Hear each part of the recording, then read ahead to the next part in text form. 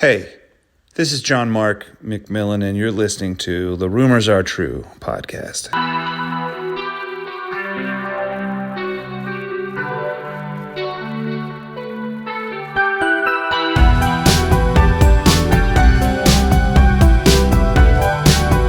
Welcome, this is Jeremy Alan Gould, and I'm coming to you today to confirm between God and of man that the rumors you have all heard are true. I started this podcast to have a platform for the bands and artists that I've worked with in the past, as well as new musicians and artists that influenced myself and many others. The Rumors Are True podcast is an opportunity for the artists to tell their story their way. I'm still in the business of confirming rumors. I still love a good conversation, and I still freaking love music. So thanks again for joining me on this journey, and I hope you like what you hear. With that said, the rumors are definitely true.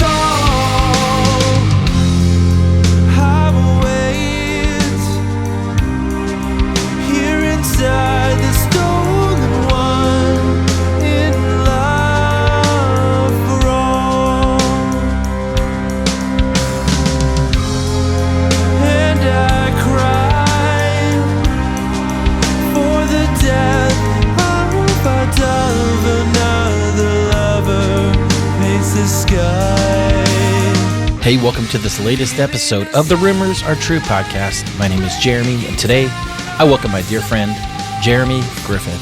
You know Jeremy from the bands Moments in Grace and Savio, as well as his production and mixing career with many of your favorite artists.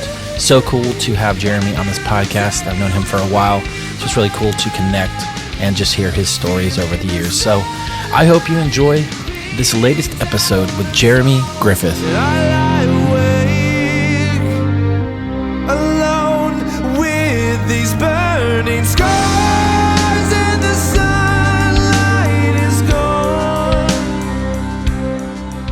Jeremy, what is up, my friend? Thank you so much for coming on the podcast. Yeah, man. Awesome. Bro, no, you're awesome. What do you got going on now? Tell me what's in your world, man. Well, my family and I moved to Nashville, which is a funny situation because, truthfully, I was always kind of a dick about Nashville. I think because,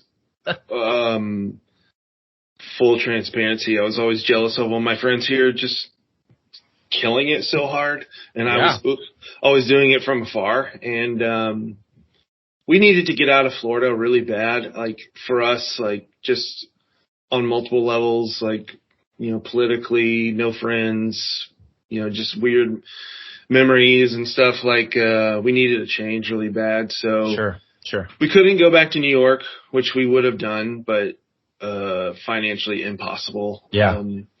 Didn't want to go to LA either just because of finances. It's just very difficult. So this was a good middle. Yeah.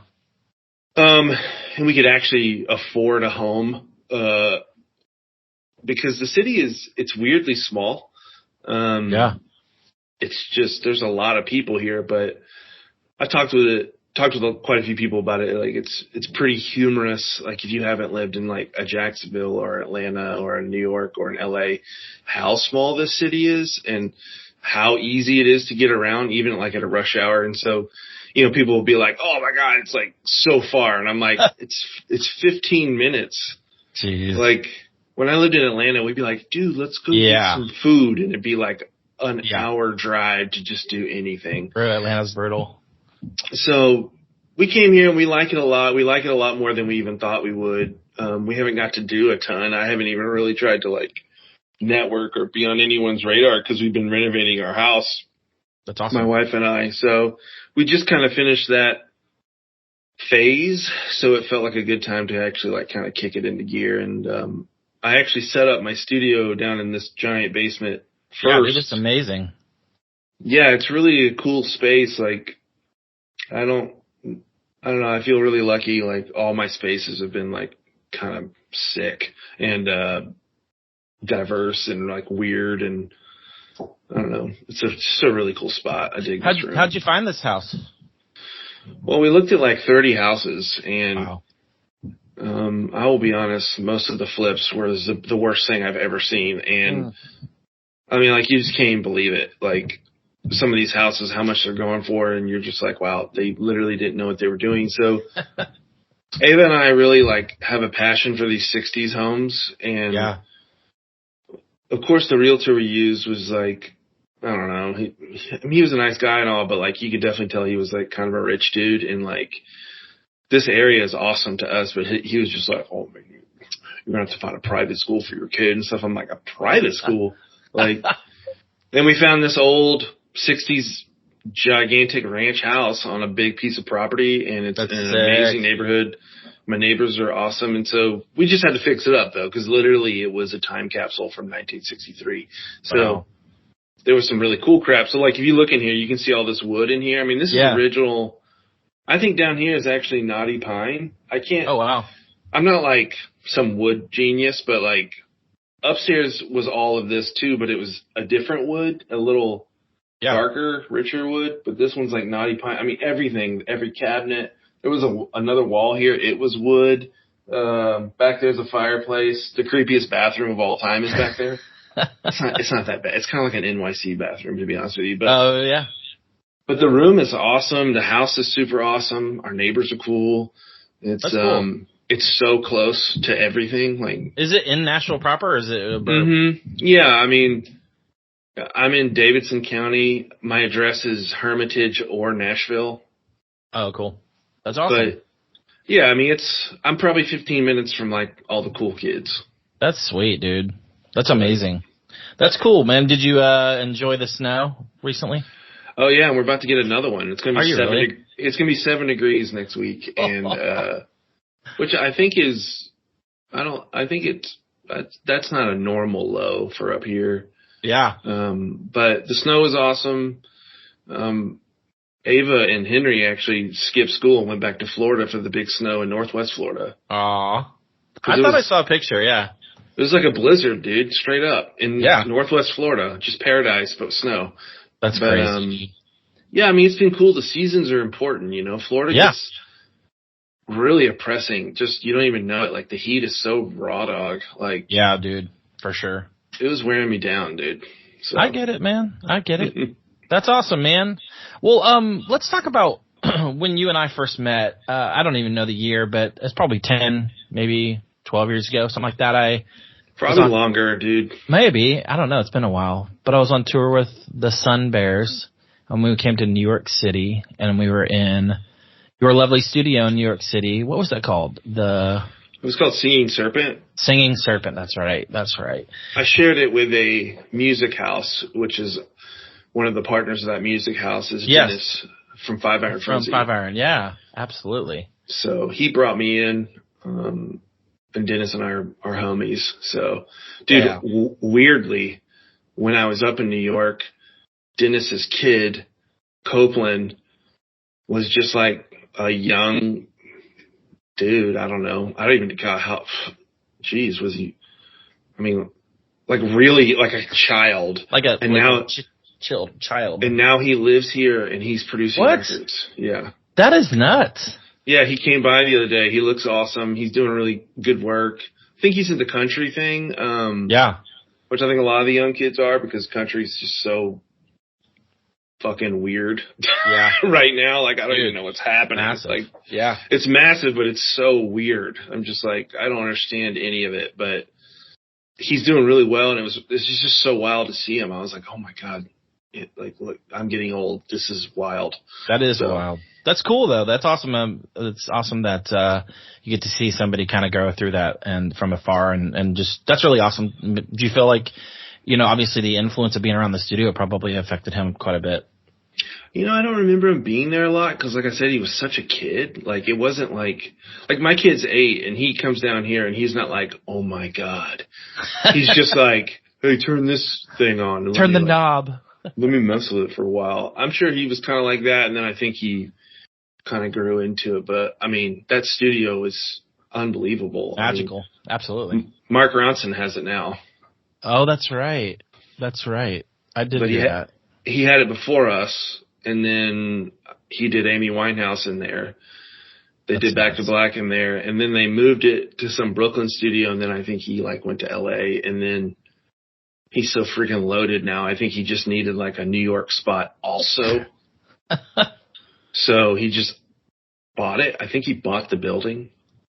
That's crazy. I know, dude. It's just baller.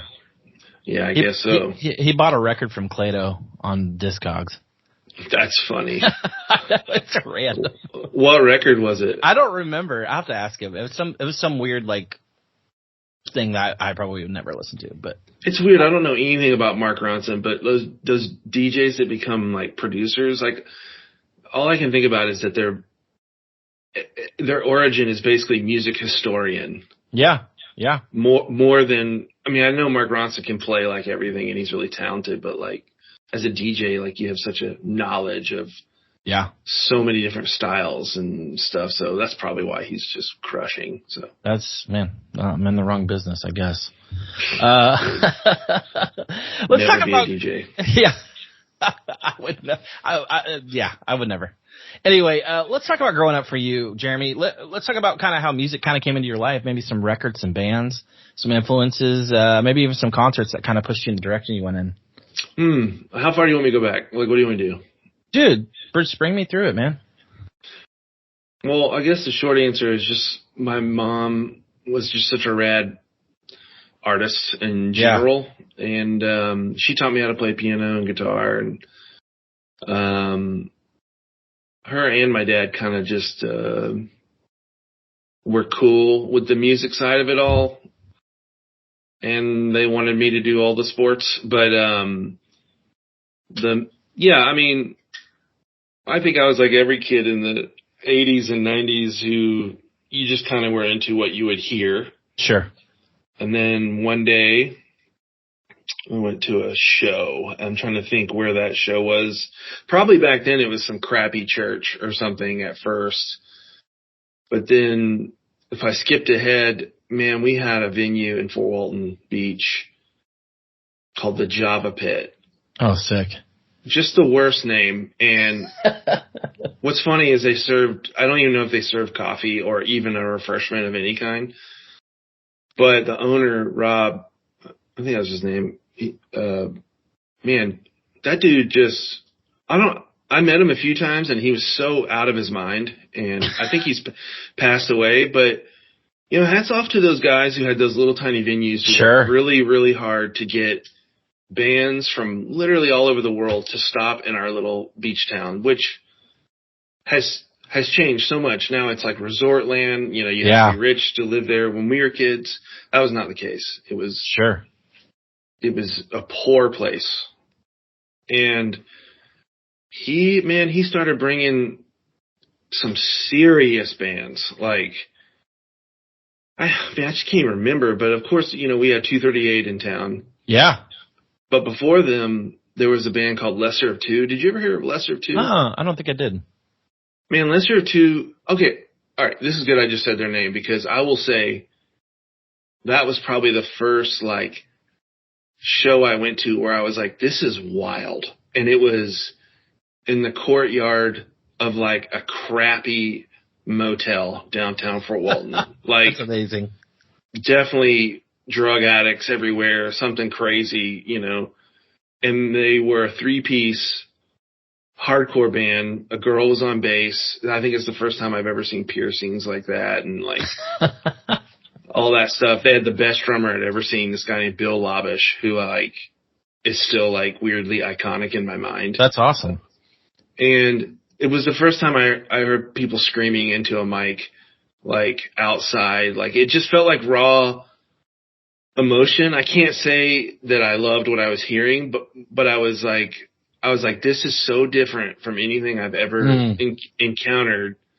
This is kind of neat, but I was afraid of it too, just to be honest. Sure. But that led me to really get into death metal. Like, I don't know. I love death metal. I don't know who showed me Death, the band Death, from Orlando, Tampa, but God, when I heard that, I was like, this is it. And looking back on it now, it's kind of funny because my buddy Shane, I don't know if you knew about Shane. He passed away. He was in Korn. Wow. But we grew up together, but Shane always said that I would like shit that sounded medieval. And so when I go back and I listen to like that death metal that I liked, I'm like, he's not wrong. Like it's straight up medieval. Like, whoa, like. Yeah. But that really got me into the heavy bands, but we still just had such a influx of like amazing like indie rock bands coming through, and you know, Elliot came through. I remember such a good band. Dismemberment Plan kind of changed my life. And that was the Death Cab Dismemberment tour. Wow. In this tiny little coffee shop. Let's see. I remember like Dogwood always came through. Like, you know, a lot of those Tooth and Nail bands that were still truly indie rock. But, you know, 238 blowing up was really an important thing. And growing up with Chris was a really important thing. And he probably doesn't even know it. I think Chris has really struggled with his 238 situation because of the influence he had on so many people locally. He didn't even realize he was doing it. Yeah. Which I think is the coolest thing about him ever, is that, like, you know, he sort of was a celebrity. And then, I don't know. I got really inspired by that dude. Like, this little nerdy dude in my English class just writing these baller songs. Like, that's inspiring, you know? So absolutely. That band, like a lot of other people in our town, they were the reason a lot of us like kind of jumped into trying to start our own things and do music. So, but I will say this, and I know you'll like this, but as a singer, because I became a singer, probably the most important singer outside of like someone like Jeff Buckley or something. I know what you're going to say. Is Bloomsday. Yep. That Blake.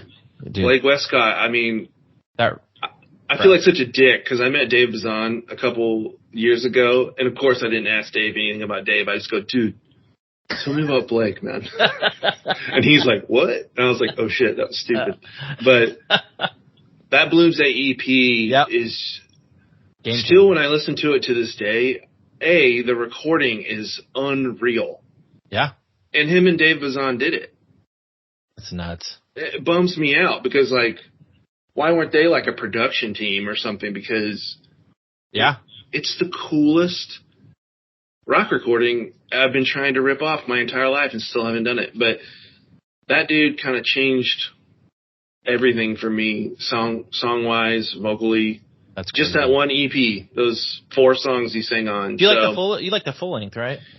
I like it. I can definitely tell they were younger and like kids and just like, I know Gene Eugene was a big part of that one, and he was like a big Christian producer. Yeah. I don't know how that influenced anything because I don't even know what else Gene Eugene had done. Like I know maybe he'd done like Petra. He did Starflyer. Oh, okay. Well, that's probably why they were like, yo. But all those bands were just so cool. And but that one in particular, that EP, I remember the day I heard it. My friend Jason Frazier was running sound, I think, at a church again. And he put that tape on, and I was like, hey, what's going on here? Like, what is this? Yeah. You know, and it kind of changed me. That's cool. Forever. Before that, I was really into honestly, I was into like 311, and I heard Helmet and stuff like that. I'm still like weirdly nostalgic about 311, even though it's so bad. Like when I go back and listen to it, I'm like, wow, this is really bad. But I'm like, I don't know. There's some good times to be had with bad music. Sure. And they seem like rad dudes. So they also, what's funny about that, I think I'm talking a lot, I'm sorry, but. No, you're good, bro. They also seem like, I've watched interviews with them recently, that they're like, kind of like, sorry about some of those albums. But they're also like proud of it and they'll still go do it. But they definitely seem like they're like, no, I can't believe we got big. That's how 5-Iron feels too. Like anytime you talk to 5-Iron, they're just like, what? Thanks, bro. So I would say that's kind of the origin and why I've been so into all kinds of music, why I'm still into metal, why I'm into hardcore, but why I'm into folk and ambient music. It's like, and good singers. But man, those early death metal bands really defined me, man. That's Death, awesome. Cynic. Do you know about Cynic? Yeah, isn't it a side project from Death? No, Death is everyone's side project. So Death was pretty much only Chuck Schuldiner, rest in peace. Okay. And then he brought in like all-stars. So he brought in bands from like King Diamond. Players from King Diamond, like Merciful Fate, Cynic. I think Cynic was their full-time thing, but Death was so huge. Oh, yeah. And so important. God, they're so good. God. Yeah. I will wear out Individual Thought Patterns right now. Like, I'll go deep. Did you get I know they repressed the vinyls recently. Like, I don't really do a lot of metal on vinyl. Like, I don't even want to like own it. Like, I don't know, I'm weird, but I have a lot of vinyl, but most of it's like R&B and soul. Like, I'm obsessed with R&B and soul on vinyl. I don't know. Sick. That's awesome. But yeah, I love those bands, and I would have done anything to have seen Death. But that's cool. Yeah, absolutely. And yeah, that's one of those bands that everyone in the metal scene loves, obviously, and that's awesome. Let me ask you this. I know we talked about the music portion of it. I kind of want to segue to you playing sports, football in particular, and kind of you're having to pick between the two, because I know you were obviously talented in the football realm as well. College football. Talk me through that. Man, I love talking about that time period of football. Yeah.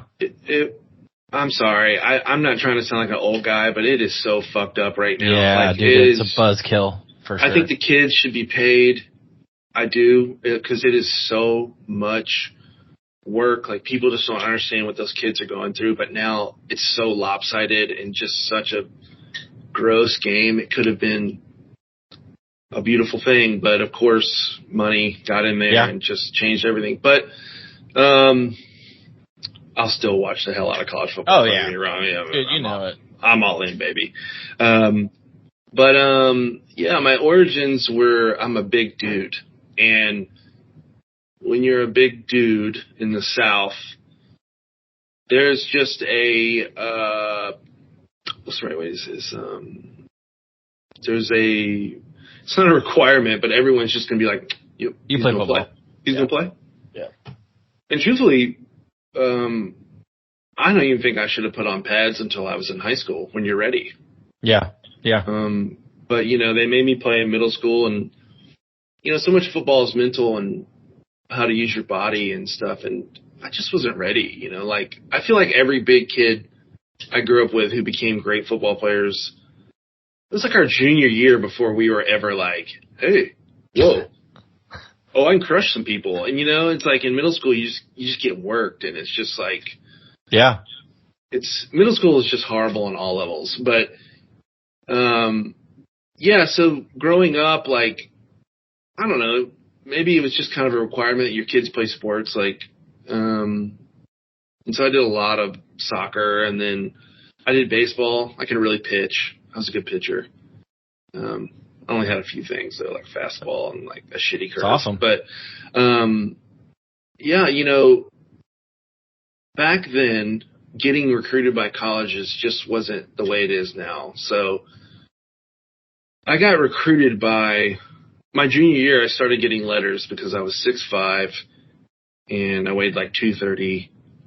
And I think at that point you would get attention just based on size alone. Where I do think that has changed, honestly. Like, I do feel like a lot of players now can be a smaller athlete and really kill it. Back then, I feel like it was a little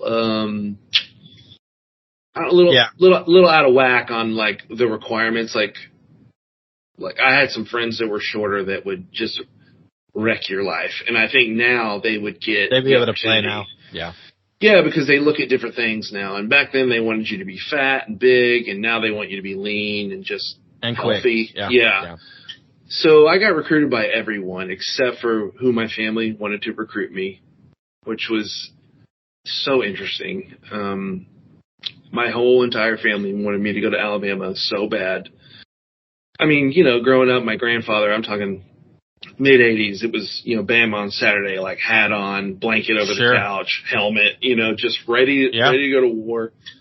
And they were literally the only team that didn't send me a letter. But Auburn wanted me really, really bad. Wow. And my parents sat me down and basically were like, hey, you can't do this to the family. And so, believe it or not, I committed to Georgia. Yeah. A lot of people don't know about this, but I committed to Georgia, and about a week before National Signing Day. This is where it's different. Back then, those teams would fill their rosters, and it would kind of be over. Now they'll just shuffle.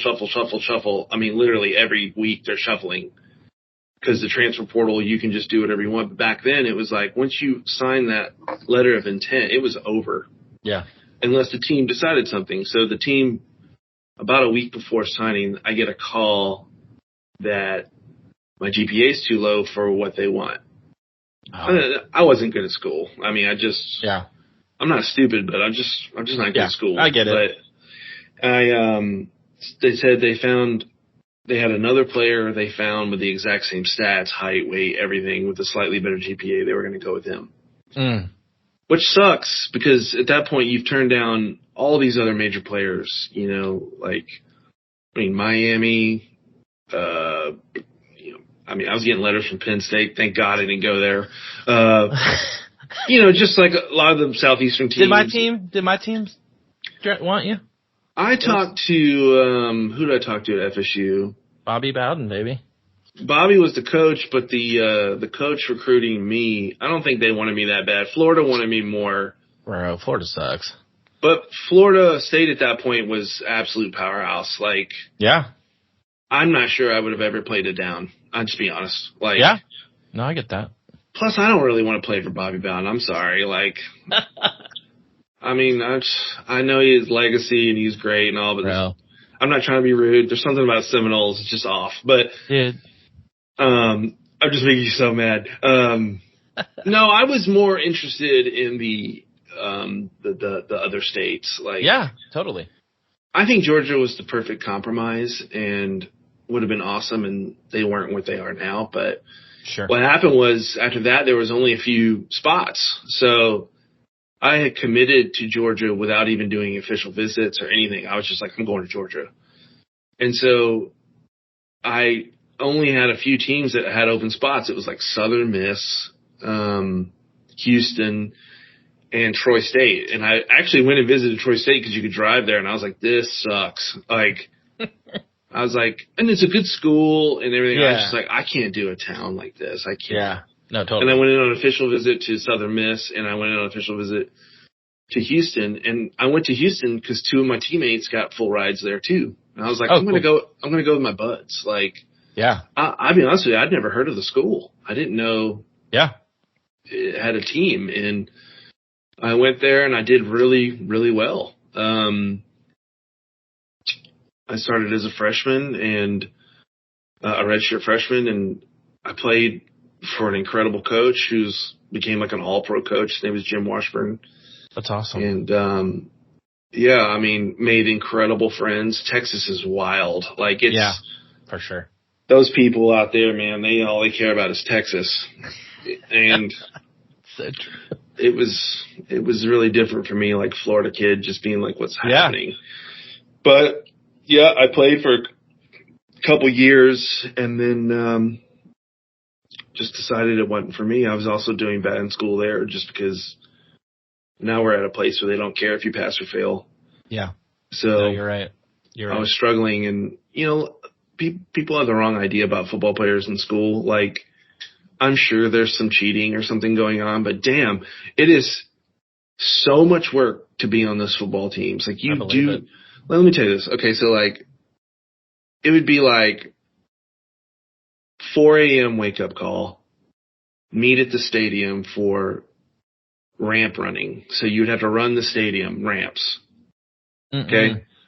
And then you would report to the athletic facility and you'd have like a meeting. Okay. And then you would have to shower and then you'd go eat something with the team and then you'd have school from like 8 till noon. Then you had to report to the athletic facility and have food. And then at like 1, you're having a meeting, a team meeting, and then you have your individual meetings. And then you have pre-practice. Then you have practice for 3.5 hours. Then you have dinner. Then you have mandatory study hall. You know, and you had to figure out a workout in between. Then you have to figure out how to do school. Like it was. That's nuts. Any of those kids that make it through, like I'm like, I don't care if they cheated. That was.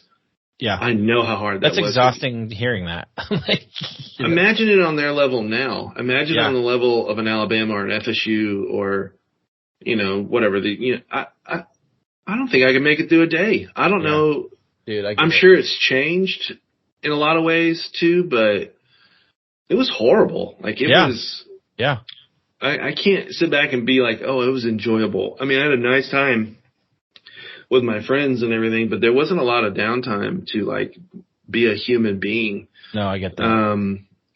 But after a couple of years, I just kind of decided that I, you know, wasn't cut out for school and I really wanted to, I don't know, do more music and everything. And were you writing the whole time while you were like, I mean, were you just, I mean, was it kind of a gradual thing or was it something that you were like, been wanting to do for a long time, and I guess how did your family feel about it? Well, my dad, when I quit, didn't talk to me for about a year, but I didn't live with him, so that was fine.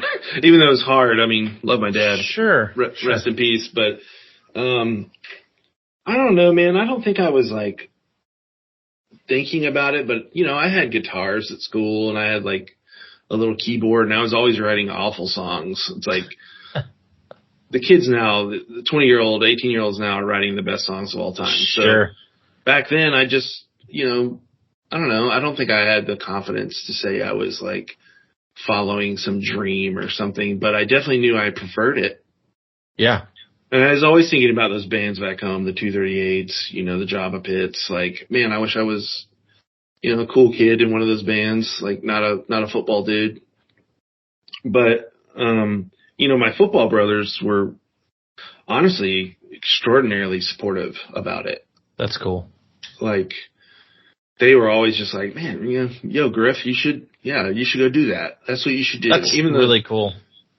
Even my head coach said that, you know, and I actually had a question on another podcast where they were like, who's cooler, the athletes or the musicians? I'm like, fucking athletes. Like, they're so supportive.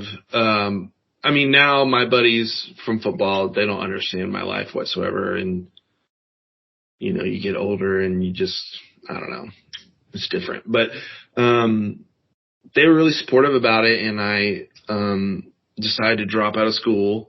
And I think my mom was crushed, but she wouldn't say it. My mom was like an educator and an incredible educator. And an incredible student. Like, you know, I think she did go to like Yale or something for some like master degree. You know what I mean? She's just like so good at school and I was terrible. And I think for her, that was a huge defeat and she was scared financially because, you know, it's a full ride to college. Yeah. You're taking a risk on music. And honestly, it's been a risk ever since. Like every aspect of the music business is a risk, like every single day. It's just like, okay, where's that next money coming from? Like, how are we doing this? But I quit and went home and I was kind of lost. And honestly, it was about a year where I was just kind of waffling around trying to figure out what to do. You know, I was maybe 20. I think I was about 20 when I was like, oh, let's try this out. And so I don't even know, I can't even like think back on like what I did for that year. Probably just gained weight and like, you know, just tried to, I don't know, dick around, or when you're 20 in the 90s, you're just kind of an idiot. But eventually my dad came back around, and he was like, I really want to help if possible. And I go, well, I need a space or something, like, just something, and he found this wild ass room in a metal recycling plant that his buddy owned. It was back like you drive to the dump. You know those roads in your town where you drive to the dump, and there's like this weird industry that you're like, what are they doing in there? Like, it was one of those places, and everyone looked crazy and whatever. But my dad rented me this like incredible room, and it was an awful room too, but it had a bathroom. And I went to like my buddy Spencer's parents owned a flooring store. And I was like, do you have any like old carpet samples I could have? And they gave me like 5 years of square samples. Wow. And I put carpet down in the whole room, and then I had some like crappy speakers and put some drums in there, and like that was like the origin, man. That's like, wow. That's where I got together with Jake Brown. Yeah. And this guy Justin, this guy Brandon, and we kind of started the early renderings of Moments of Grace, which was called Postcard Audio. I mean, dude, it's a better name, Postcard Audio. Yeah. And that story's good. The reason we named it that is because, I skipped a whole section of my life. I went to Boston right after college. I'm sorry. Okay. You're fine, bro. You're good. I went to Boston because my buddy Shane was at Berkeley, and he was like, oh, man, you should come and go to Berkeley. And I went up to Boston. An amazing time in my life, amazing city. But I quickly realized once again, all right, if I can't make it at the University of Houston school, there's nowhere in hell I'm ever going to make it at Berkeley. Like as just a student. A music school, right? Yeah, and primarily it's a jazz composition school. But I also, and this is no slight against anyone who went to Berkeley, it's like anything else where you're like, oh, there's only a handful of people at this school who are truly gifted. And the rest of them are like incredible students, or they got a rich daddy, or something like that. So I knew that wasn't going to be for me. And then while I was in Boston, Jake and I don't remember if we were phone calling or if email was happening. Yeah, I don't know if email was happening. I think I was mailing him like CDs. Wow. Being like, hey, here's a demo, there's a demo. And that's right, because he had Computer Club Records. Yeah. And he was just trying to help people out and put out these like recordings. He had a few recordings from other bands that were really good, like The Blamed and The Last Great Liar and stuff like that had like legitimate albums. But he like put out this CD I made. It was just awful. The worst songs. Like looking back, it's just like, wow, like, okay. Thanks, Jake. Like hats off to Jake for being like, hey, I want to help my friend. Like, absolutely. I can see the good in this when, I've always been so insecure about it, but he and I decided there were a few songs in there that he was like, man, I think these are really like cool songs. And he was in 238 for a while. Sure. He played on Regulate the Chemicals, and he was like, man, maybe we should start a band or whatever. And we started Postcard Audio, which I love the name. It sounds very deep. It's like super Deep Elm, like early Deep Elm. Oh, totally. And we played a show, dude, in Montevallo, Alabama, at that pizza place. Do you remember this, Gould? No, I don't. God, if I said the name, I bet you would, I can't remember the name, but I bet you would be like, oh yeah, I remember shows happening at this pizza spot. One of those situations where like, just like a restaurant. I know there's one in like Little Rock, Vino's, and then I know there's and Jacksonville had Rock and Roll Pizza. I just don't know. That's right. But it's funny that Montevallo had something because so close by was Slacker 66 in Birmingham. Yeah. But we played this show with the Liars Academy and Branson. I love Branson, guys. Yeah, they're the best. We got to tour them years later, but Liars Academy dudes, let me backtrack. I had made a demo for us. I had been into recording this whole time, and I had like a Hewlett Packard. You recorded everything yourself on that? Yeah, I mean, I had the guys play on it, but I did all the production and everything, and we made this demo that's actually pretty cool. When I go back and listen to it, I'm like, this isn't bad. And Liars Academy loved our set, and they actually went in the studio with Brian McTurnan to do something, and I guess legitimately they were like jamming the CD while they were like eating sandwiches outside or something. And Brian heard it. And Brian had done, Engine Down and Hot Water Music, Snapcase, Thrice, which at that time, those bands were like really important bands. They still are, but like as far as indie rock goes, like now I feel like there's no like defining line between indie rock and major. So back then they were like indie bands. And he was actually like a consultant in an A&R for Atlantic Records, and he called us and he came down and watched us play, and he was really into it and he signed us. That's awesome. We were supposed to be on his imprint, which was called Salad Days. Oh yeah. But we got upstreamed to Atlantic, which was a bad decision. It was. I mean, was that overwhelming? I mean, you see upstream, did you know that potentially could happen? And I mean, you're a local band or playing shows and all of a sudden you're on Atlantic. What's that like? Honestly, it was very strange. I think there was animosity towards us because, so many people were trying to do it, and they were better bands. There were much better bands happening, in my opinion, even in our area, but it's like anything, man. It's just so much luck is involved. Yeah. And for whatever reason, Brian thought we were a good commodity, and there was a lot of praise about my vocals and everything, which is really cool. You need to hear that stuff to be a front man, but I wasn't a front man. Let's just be honest. But I was a good singer.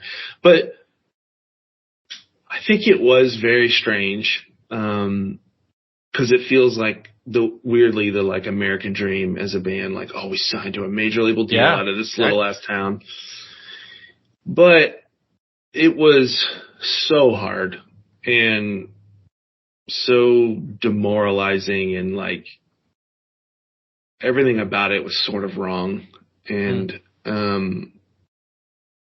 it just imploded pretty quickly because when you don't have a sense of self and you're putting out art, there's just no way to ever be authentic. Sure. And at that time, there was a lot of emphasis on image more than ever. I know there is now, of course, but, and this isn't to be rude, but someone like, Jelly Roll would not have been able to have a career in the early 2000s because people were so awful. He's a big dude. And there was so much emphasis on me being a big guy, which was ironic because it's like, hey, you met me. I played college football. Like, they put 100 pounds on me my freshman year in college. Like, getting that weight off is very difficult. So there was so much emphasis on those types of things and not on the music that I think it ate up every single person in the band, like, horribly. And, like, I couldn't even do an interview because when we were in the studio with Brian, like, he hated my lyrics so much that we would sit there like as a band and just change every single lyric and by the end of it, I was like, I don't fucking know what these are about. Like, like I'm not a poet. Like, honestly, my like shitty literal lyrics were better than half of those because they actually meant something. And, it just ate us up like really bad. And we were on tour for 2 years solid. I think we were home for 3 weeks in 2 years, and no way. They had us on tour with just like whatever and whoever. And at first the tours were great, like we did Engine Down, Statistics. Gosh, who else was on that tour that was so good?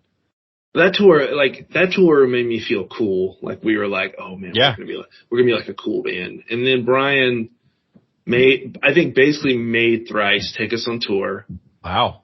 I think the Thrice guys were kind of bitter about it because I can honestly say they're like actual artists. They're like, they they have something to say. Like Dustin's extremely poetic. They're all like really, really good musicians. And I think they could see like through the bullshit of how phony we were. We were really good. Like sonically, we could play, we could sing.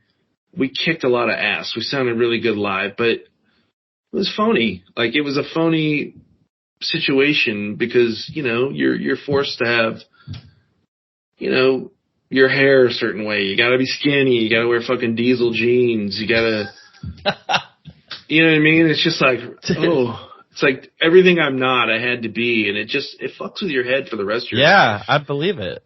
It still plays with me to this day, which sucks. Like, I wish I was a stronger person to be like, oh man, that shit didn't matter to me. It matters every single day. I think about some of the shit that was said to me and said to the other guys. It's not fair. It's not fair to any of those dudes. And that's awful. You know, we kept touring and, we did that Thrice tour. It was like, dude, it was like Thrice, Poison the Well, Darkest Hour, and Us. That is nuts. And then we did an Avenged Sevenfold tour, which was Avenged Sevenfold, My Chemical Romance, and Us. And then we did like Further Seems Forever, which was a great tour. Yeah. But it was the John Bonch area, which I was so excited about because I was like, I'm not trying to be weird. Like, yeah, I think this is the best album they've done. It's a great record. I mean, the Crab album is so great, very influential, so good. But there was something about John I really like related to. Rest in peace, John. Yeah, for sure. Because he was like a normal ass dude who was like 6'8", like, and he's in this band where they want him to be skinny and hot and jump around. Like, there was so much emphasis on that shit, and it was just like, I'm like, what is happening? Like, this is such a good album, but we just started to really wear down. They started putting us on tour. They put us on tour with this awful band, Finger 11. And I'll say this out, fuck those guys. They like weren't cool. We had to do some like, and I know all the bands probably had to do all this, and I just wasn't tough enough to like weather the storm, to be honest, but we would do these like dumb radio festivals, and there was this dude, I'll never forget it, and I bet if you interviewed anyone else in our band, we played this festival, and there was this band, Crossfade. Oh, yeah. Do you know about that band? I've heard of them. I don't know who they are, but I've heard of them. For starters, let's just talk about that name and how it's a function in every major audio and video. They were such dicks, and they were so bad at music, yet the crowd was losing their shit. Loved it, and we get out there and we essentially got booed, and we got booed a lot. I remember one time we played a show in Rhode Island, and a kid jumped on stage screaming, "Stop playing," and he ripped my pedal board apart. Oh my God. Yeah, I mean, it's just, you know, you gotta have a tough skin, man. Like, yeah. And there was a really defining moment for me that I knew I was in the wrong situation. We were on tour with Avenged and My Chem, and we played in Jacksonville. Oh, gosh. And the tour was combined with the Headbangers Ball tour. And so, what's the place down in Five Places? Club 5. But it's like an amazing venue. It's huge. Yeah. It was a theater for a while. Now it's back to a venue. Right. It's like next door to Birdie's. Yeah. Yeah. So it was there, which, thinking back, that venue is way too small. Because the headliners, like dude, it was Hatebreed. And have I ever told you this story? Yeah, I think so. So the bill was like 8 bands now, okay? And we were going to be first at like 3. Oh, gosh. And I remember this kid asking me, "You guys do double bass?" And I was like, not that I know of. Like, and he was pissed. He was like, "This is going to suck." And I don't know if the Hatebreed dudes looked into it or what, but those dudes, a couple of those dudes, I think Josta was on the stage, sat on the stage while we played so the crowd wouldn't eat us alive. Wow. Like, literally sat there like this, like arms crossed. And after the show, I was like, I think those dudes just like saved our lives, because like, I imagine a Hatebreed crowd is like KKK members and shit, like awful crap. And after that, they didn't do that for anyone else. And dude, Mike Kim got ate up. Like, it was bad. You know, Gerard's like a special dude, like a flamboyant. Yeah. Like, he's not going to hold back. And he didn't hold back. And dude, he got raw in there. I was like, yo, is there cops in here? Like, what we got to do something. God. But that was a defining moment for me where I was just like, the fuck am I doing? Like, I'm not a front man. I'm a performer. I can sing, I can play guitar, I can play keys, whatever, but I'm not a front man. Yeah. When you see someone like Gerard and you see someone like Matt from Avenged or Jamie Josta, you're like, oh, those are front men. Like, yeah. No, I get that. It's like Reese from Five Iron again. Like, yeah. If you were to ask Reese, Reese is like, I'm a terrible singer, but Reese is an incredible front man. Yeah, absolutely. One of the best ever. So that was a major moment for me, realizing that I just wasn't cut out for it, and I wasn't cut out for the criticism, and which sucks. You always think when you're growing up or whatever that you're going to be like a tough dude. Yeah. And I think in some extent I am, but that amount of scrutiny and from everyone, the people on your team, the crowds, like, I don't think we ever played a show where I was like, they loved it.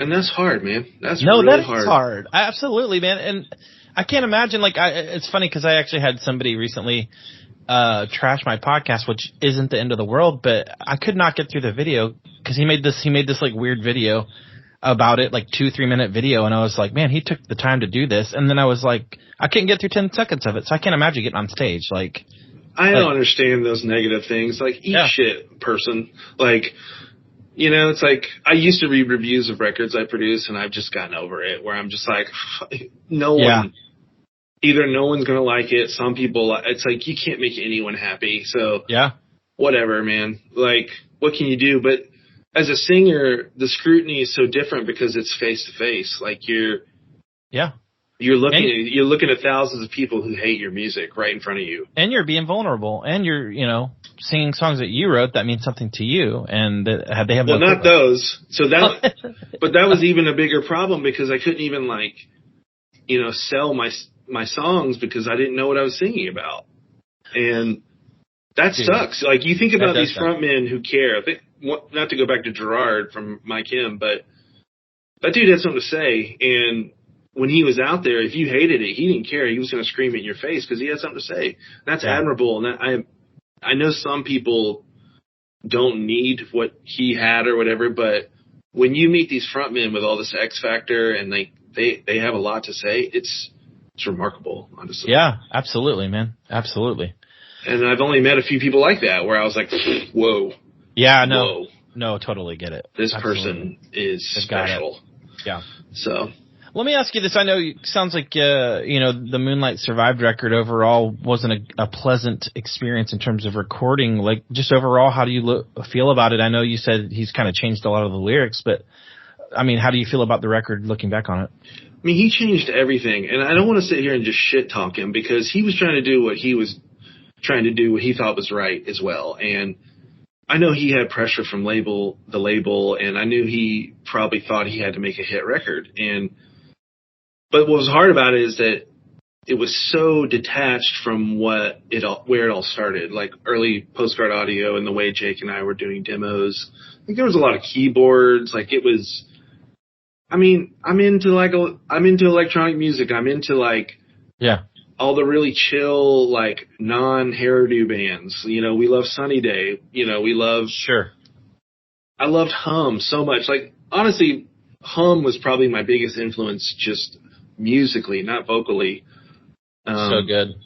I love it so much, but that just didn't fly. We needed like radio songs. K-Rock was the thing, and so we were in the studio for so long, and it was such a detached experience because I had never made a record at that level in a studio like that. Like, Brian was a very young man with already a really serious career, a serious studio, like a beautiful house, I was like, this guy has money, and he's like 2 years older than me. Like, what's going on?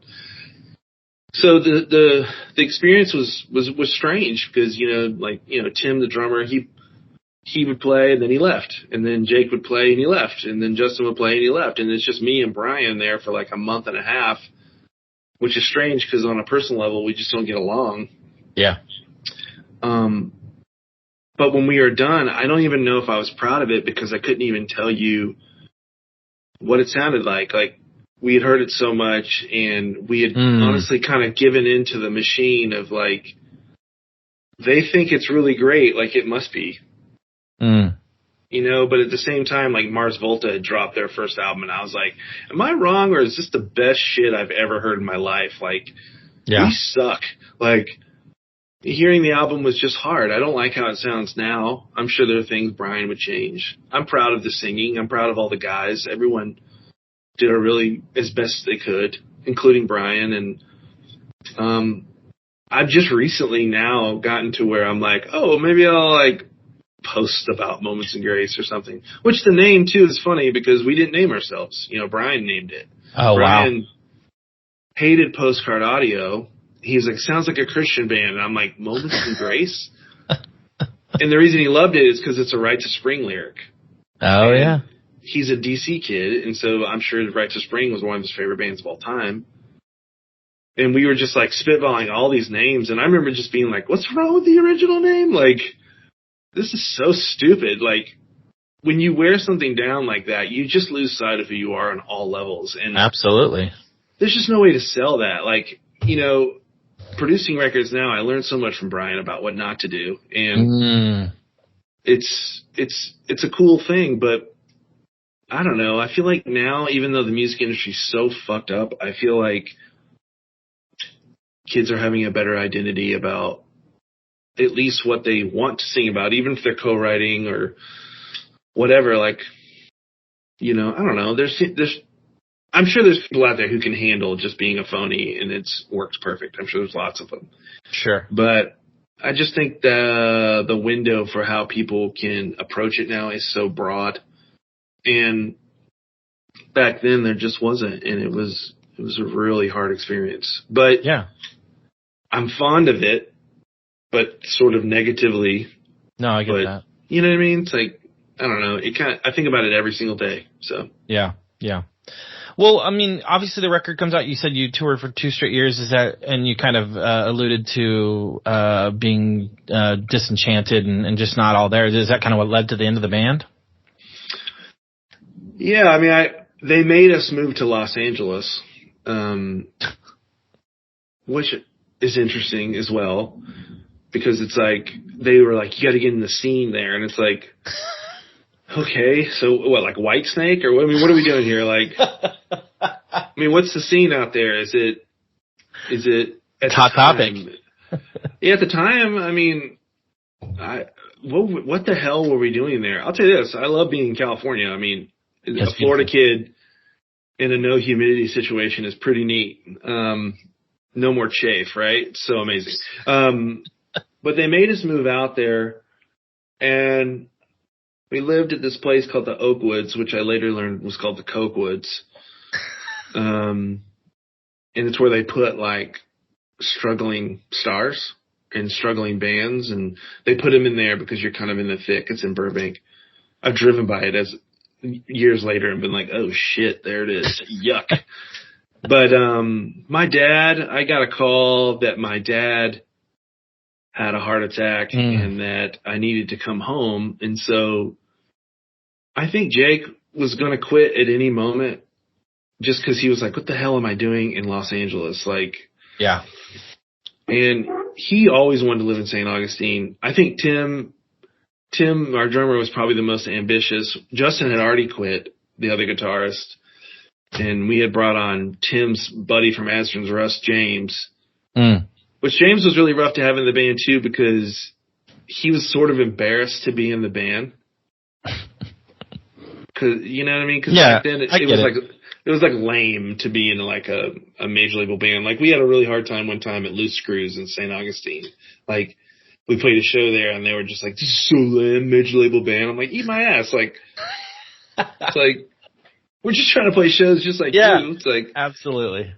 And so when I got the call about Dad, and my girlfriend lived in Florida at the time, and we just drove home. We like loaded up the van. We drove home, and we just kind of gently called it quits. And everybody was like, we're so tired. Yeah. No, I get it. And I went home, and my dad died right after that. And I mean, that was 20 years ago now that happened. And yeah, you know, it just kind of all unraveled at that point, you know, and then life just gets so difficult because your identity is so frigged up, you know, you lost your band, and the girl I was with at the time, she just friggin' shattered me for some other dude in the band, and then, which is hilarious. But then, you know, when you lose your first parent and you lose that identity, you just spiral out of control like you wouldn't believe. And I had a solid 4 years of like suicidal life. And oh, bro, I'm sorry. No, it's okay. Hey, we all got to do it. But like, you know, people like, you know, Jonathan and Jared Bowser, those guys, like they, you know, they were always checking on me. They knew it was really bad. I mean, you know, I was trying to figure out how to kill myself, but one of the coolest things happened. I don't know if you care if I segue into this, but yeah, bro. I met up with a friend. This time I'm living in Atlanta. I moved to Atlanta. Yeah. I thought I was going to move there with someone, and I didn't. And I was kind of stuck in Atlanta. But I met an old friend named Ryan Leal, and Ryan was assisting Matt Goldman. Oh, yeah. And he was like, hey, you should come hang out. So went down there, hung out, and it was really cool. And it was like the first time I lived in Atlanta where I had like a community of like sort of similar dudes. Yeah. And out of the blue, I got an email from Jason Hammaker, who's in that band Frodus. Yeah. And he was like, hey, my buddy Dan from Reversal of Man has a new band called Guiltmaker. And they need somebody to like record them. And so we talked on the phone a few times, and they just committed and came up to record. And I think that was probably the lowest point I ever was in my life. Like, honestly, like jump off a bridge time. But Dan and Sean from Guiltmaker kind of like saved my life. Like, it's awesome. They came in, they were hilarious. I really loved their band. Like, they were having such a fun time, and they honestly pulled me out of the dirt, dude. Like, they didn't even know it. You know what I mean? But I was just like, holy crap. Like, it's the first time in a long time I felt like a light at the end of the tunnel. That's awesome. And those dudes like saved my life legitimately, and we just, you know, we made a really cool album, and my life in Atlanta just started to change. So it was cool. You know, that's really when it started to like cook up the production and stuff. So yeah, well, let's talk about that. I know you've worked with UnderOath, Norma Jean, Seosin, Amberlynn, Old Sea Brigade, Codeseven, 5 Iron Frenzy, million bands. Like, yeah, let's bring me through that stage of your career. I know it's been a lot over the last couple of years, but you've really worked on a wide variety of things. Just kind of bring me through that. Yeah, you know, I mean, I'll be honest. Like, I did this band actually from my hometown called City of Ships. Did you ever hear City of Ships? Oh, I did actually. Yeah. I did an EP for them called Live Free or Don't, and it's so badass. I mean, honestly, like even back then I was like, I can't believe I did this. You should send it to me because I don't have it. Okay, yeah. God, I wonder. They're like hipster metal, so like, you know, hipster metal only does like Bandcamp, so we'll have to see. But Norma Jean guys heard that EP and were like, holy crap, we love this. And they had just come off the Anti-Mother tour, which I think didn't go well. Like, I think that was kind of the end of their tenure, maybe with a major label and Ross Robinson. And so they were looking for kind of like a young, upcoming producer, per se, I guess, you know. And I knew Chris Raines from Spitfire. Yeah. He was in the band. And now I had done quite a few, like, unknown bands and unknown acts, just anything I can get my hands on, you know, like, just anything, you know. Sure. But they came in and we did a song together. I think they wanted to try me out, which, dude, hats off to these guys, because like bands are incapable of going with an unknown. Sure. You know, to this day, bands need whoever's the hot thing. They've never been that way. They're just like, what's right for us? Yeah. It's, I mean, just admirable, you know, especially for a band that size, huge band. And we did this one song and they loved it. And then they signed me on to do the album Meridional. Yeah. And that was my first, like, big one. Yeah. And then it just, what's funny about that shit, man, is that after that, I kind of like fell into Christian music, which is ironic because that's not my world at all. Your bag, baby. It's not my bag. But all those kids in the Christian world, they grew up on hardcore. Yeah. All of them. Every single worship leader is like, my favorite band growing up was Norma Jean. And so I started getting hit up for that. Oh, and they also, I'll be honest, they loved that Bernard album I did. Oh, man, it's so good. I didn't mix it, unfortunately. Some ding-dong did. I don't even know who did it, but it sounds bad. But it's such a good album. It's a great record. And that was honestly one of my first kind of like, oh, this is good. Yeah. The guys are like so talented, you know? Totally. And because of like the hardcore history I had and then like Bernard and a couple other things, I started getting like worship music. Yeah. And so it was the first time I was making like good money because, you know, Jesus pays. So it was like big money. And so I got excited about it and I started doing it. And through the years, it just got really hard to mix the same song over and over. Yeah, I believe that. Now, I'm talking literally the same song. Like, no, I believe it. And there were some nice people. There were some bad people, like any genre. But throughout all of that, I still tried to do the cool, like, heavy bands and, like, you know, cool indie rock bands if I could. But it was just so hard. Like, once you've done, like, any Christian music, dude, like, the secular scene is just like, nope. Who can blame him? That shit's weird. So, it's been a real struggle in that aspect. Like, that was a decision I should have made back then to not do Christian music. I should have been like, I'm just going to stay poor and like hope that these bands, you know, keep developing. Yeah. And getting good. But, you know, you get real tired of living on the edge. And so, you know. Yeah, you want a stability. I get it. You do what you have to. So, yeah. But I've been really lucky through the years, man, because these cool ass bands just come out of the woodwork still, you know. And yeah. Seosin was one of my first big ones too. Yeah. Because they loved Moments in Grace, which I think is hilarious. But Seosin's one of those bands, like their first show ever, you know, there was 2,000 people there. And you're just like, how in the hell? Like, but for whatever reason, they were always such good dudes to us. And me and Bo have been like just homies for so long. And, you know, Anthony and I have been buds and I still talk to Chris here and there, but they brought me in when they got a new singer to help them produce, vocals on Self-Titled. Yes. And I did that, and it was an eye-opening experience because we're talking about a totally different kind of pay scale and budget because they were huge. They were on Virgin, and yeah, you know, those guys just, you know, they always come back around. Like, I'm even talking to them now about helping with the new album again, and wow, which is really fun. They're still doing it, but you know, through the years, I would just get, you know, a handful of rad bands here and there. I never became like the it guy for rock. You know, it's really hard in this career. Sometimes you just wonder, you're like, why am I not the it guy? Like, there's always like one of those producers or mixers who's just killing it and getting every damn band that exists. And, you know, you just have to kind of put the pieces together the best you can and do what you can do. You know, it's like when I was in NYC, I was mixing like Planters commercials and but you know, like, you're just like, I cannot believe. Yeah. But I cannot believe who would, you know, if you would have asked me when I started, I was like, oh, I'd be producing Foo Fighters, 100%. Never thought I'd be in here, you know, mixing Mr. Peanut.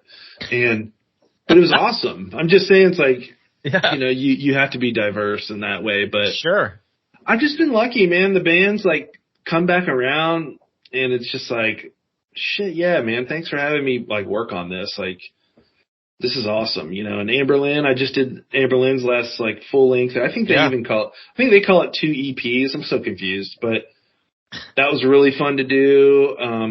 I've done 4 records for Norma Jean. I produced the last one. I did 2 Five Iron Frenzy records. Yeah. I did 5 records for Johnny Swim. Like, yeah. It's hard to know how to connect all those and like. Bro, Old Sea Brigade. So good. He's insane.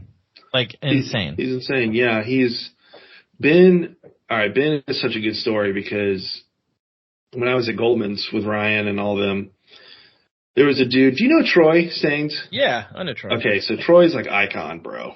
Troy's straight up. Troy's one of those guys that's more talented than everyone else, and no one knows he's the most talented person of all time. But one day there was a high school that visited Goldman's studio, and Ben, Old Sea Brigade, was in that class. And Ben just straight up, Ben's always been one of those guys who will just like, I don't know, take a chance like pretty hard. And I guess he just like approached Matt and was like, I want to be an intern at the studio. Dude, I think he's like 14. Wow. And he started interning at the studio. Obviously he has cool parents who are totally down with this. And one day Troy comes in and goes, have y'all met Ben? And I was like, no. He goes, this kid's cool as hell. Like, he's like, the coolest kid I ever met in my life. And like, Ben started hanging all the time, and we were like, yeah, he is cool. Like, he's like great looking and writes good songs already. And it was like annoying, but also awesome. And we just stayed buddies for a really long time. And then he was in another band called Arkenstones. It was a pretty good band. And one day they had a breakup, and he called me, and he was like, hey, I've done these songs. Can I come, fix them up with you? And I was like, sure, let's do it. And it freaking blew up. First day he streamed like 5 plays, and then he called me the next day. He's like, yo, I got 90,000 plays on SoundCloud. My God. And then it just blew up, and then it went to Spotify. And this is before Spotify was like truly evil. Like all the playlists were curated by individuals, not Spotify. Yeah. There wasn't an algorithm. It was like some dude in like Norway who was just like making playlists, which I loved because I was like, yo, it's like legitimate radio almost. Like this dude's deciding what you're going to like. I liked it, And he just blew up and has done so well. And I think I've done 3 records with him now. I just did the latest one, and he just does really well. Oh yeah, dude. He's big. He's really big in Europe. Yeah, I was gonna say he seems like he tours Europe quite a bit. Well, he lives there now. He moved to Sweden. Oh, nice. Yeah, good for him. God. Heck yeah. That healthcare, baby. He's a monster. Yeah, like I got obsessed with him, I don't know, a year or so. Actually, it might have been a couple of years. I know Berlin was telling me about him, and I think I listened to his last record, and my jaw dropped. I was like, this is unreal. Yeah. So let me ask you, came up with Sunbears to record, or you were on tour? I was just tour managing and doing merch. That's right. Yeah. Man, what a band. God. Dude, I know. They should have been bigger. It's weird, dude. That's one of those, there's one of those things. Like Jonathan was a great frontman and a great songwriter. It's like, yeah. And he had Bowser back there bringing it home. It's like, why wasn't that just so big? I honestly think they were maybe just ahead of the game. Yeah, who's to say? Honestly, they definitely. I feel like they were not at the right place at the right time. Exactly. That's what I think too. They were just so cool, too cool. Yeah, too cool for school, bro. The new Codeseven. Oh man. Oh my God, dude. I'm really proud of it. Dude, it's so good. Dude, that's a good phone call because Dan Sanshaw from Equal Vision called me about it. Do you know about Dan Sanshaw? I've heard the name. He's just an important dude from like our world. Like he brought so many bands around that we are all familiar with, and he's the nicest dude. And he called me, and he was just like, dude, I'm gonna do a record for Codeseven. It's been 20 years since they did one. He's like, and you were number 1 on my list and number 1 on their list. And I was like, holy shit balls. Because that's a band that's what I wish Moments in Grace had been like. Dude, Dancing Echoes? Totally. I know. It's really good, but you know what I mean? Like that's the kind of band where I'm like, all right, that's what I always wanted. Yeah. So to be able to work on it, I was going to produce the whole thing, but they just didn't have the money or the time. Honestly, I think it had more to do with time, but what ended up happening is I ended up like producing from afar, and I produced all the vocals. So Jeff came down and I tracked all the vocals, and then I did my thing kind of like a producer from afar, and then I mixed it. And I mean, I think I don't know, I think it's one of the best records I've ever been a part of. Yeah. And they're the coolest dudes. Like, they're just mega cool dudes. And absolutely. Really, I mean, God, what a return album. Like, after 20 years and you just drop that shit. God. It's impressive, man. I couldn't do it. I know. I couldn't do it. So I'm glad you like it. Yeah, bro. It rules. Hey, I forgot to ask you this earlier, but was there any mixers or producers that you kind of, who inspired you? Like, what were some of the ones that kind of, that you looked up to? I mean, Brian early on was one because he did Cave in Jupiter. So good. It's so good, and I just love it. But, as I've gotten older, my favorite people are like Daniel Lanois.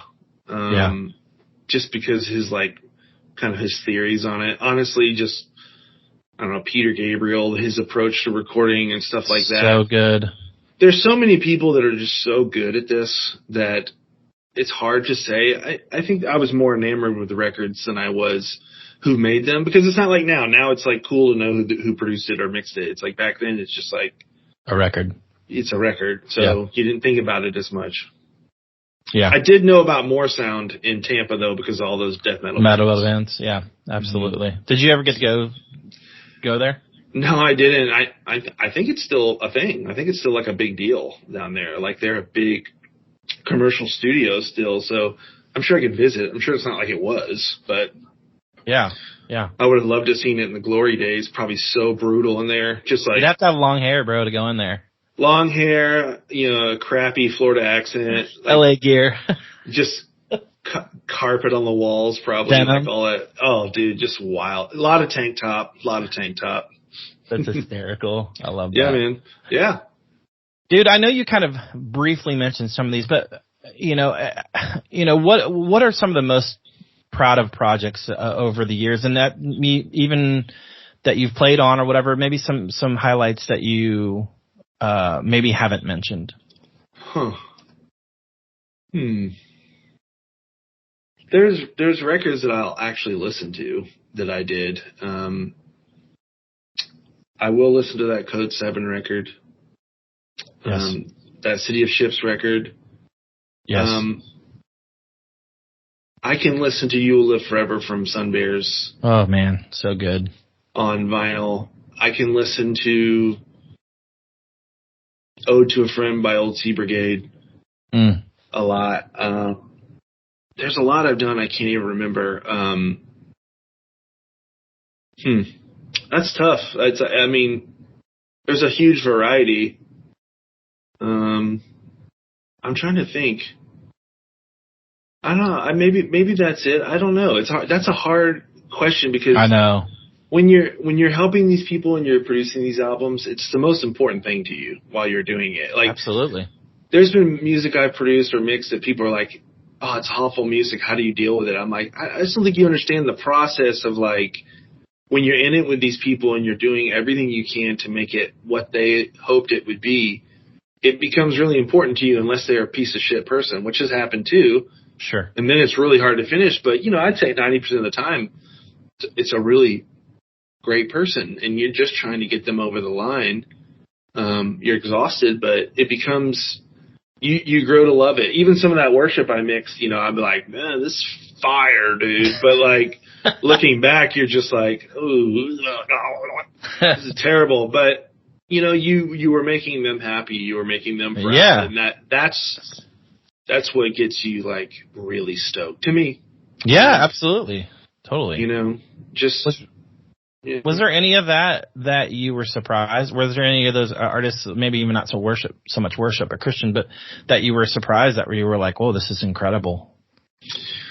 Yeah, dude, I'm getting old. It's hard to remember, but like Some records you do, like there's been Gasoline Heart stuff that I've done. Oh, he's so good. Oh yeah, he's a genius. But like Lewis is such a special dude because look, on my wall, I have records in frames that I think are important. I have a Johnny Swim record because I'd never done anything like that and it was huge. I have Norma Jean Meridional. I think it's one of the most important records I've ever done. I have You'll Live Forever from Sun Bears because I think it's the coolest production I've ever done. And I have Gasoline Heart, Thanks for Everything, because it's the first record I ever did that was 100% live in the studio. Wow. But Lewis, he has this method that I think about so much. Like, he and I would basically set up, like, Lewis is one of those people where you're like, he's like, hey, I'm going to come record.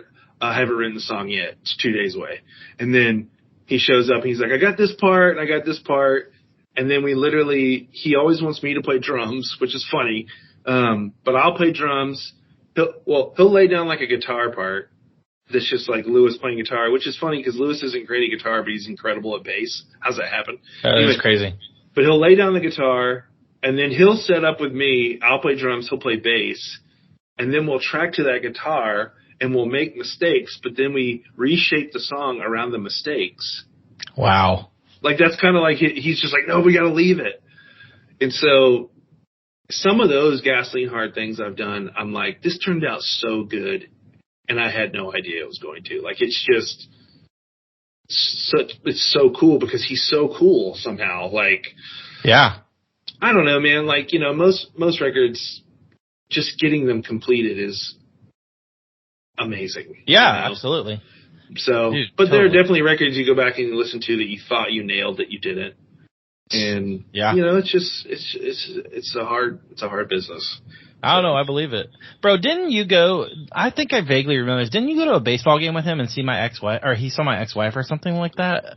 Dude, we went to a Yankees game and she was there and he saw her somewhere and he was like, yo, Gould's ex-wife is down there. I was like, what? Yeah. I didn't meet her, but he was just like, okay, random. Yeah. God, that was fun. I booked Gasoline Heart, I don't know, 20 years ago or so, and that's probably where he met her. For sure, But for sure. I just remember you telling me that. I'm like, what? That's so random. Yeah, like I think that at that point he had season tickets, so I think we had like a rad seat. So the fact that he like saw, I don't know, it was weird. I don't know. That's hysterical. I went to a few games with him. That was so good, man. That's sick, dude. But dude, I've really enjoyed this conversation, man. I know you can't predict the future, but what does the future look like for you? I really want to do more films. I've scored a few short films. I did a documentary a few years ago called Bastards Road, which you can get on Apple. It's really cool, heartbreaking and good. It's about a Marine. But I want to do more film, and honestly, I've been so afraid to put out my own music that I'm finally just going to start dropping some stuff that I've been putting together just for the hell of it. And it's time. Yeah, I'm not going to sing much just because I'm so toast on it. But, yeah, like anyone in my career, the future is just figuring out how to stay in it and how to be yourself and to stay creative and to be relevant. It's really hard. So that's all I'm really concentrating on, making sure my kid is just radical. So yeah. And that's kind of where it's at. Dude, I love that. I love hearing that. Yeah, man, I've totally enjoyed this. It's been a long time coming, and I really appreciate your friendship over the years, and just really cool to reconnect with you over the years and just see your career progress, and really proud to know you. And, I'm just, everything you do, I think, is incredible. So thanks, it buddy. does not go unnoticed. So. You're a good dude. We just got to figure out how to, not let you be an FSU fan. Come on, dude. It's weird, right? It's in my blood, and last year, FSU season was my favorite FSU season yet. So. I bet it was.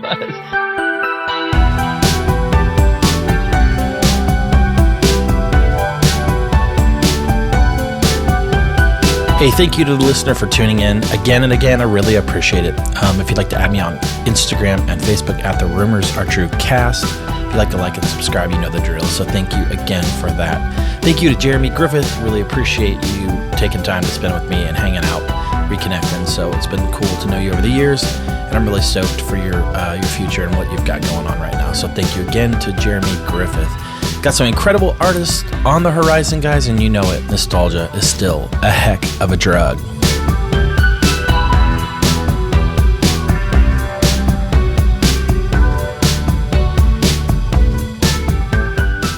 The podcast is produced by Wesley Hill, artwork by Jared Chase Bowser, and music by Brian Jaron. This episode is dedicated to the memory of my dear friend, producer, and man of many talents, Brian Jaron.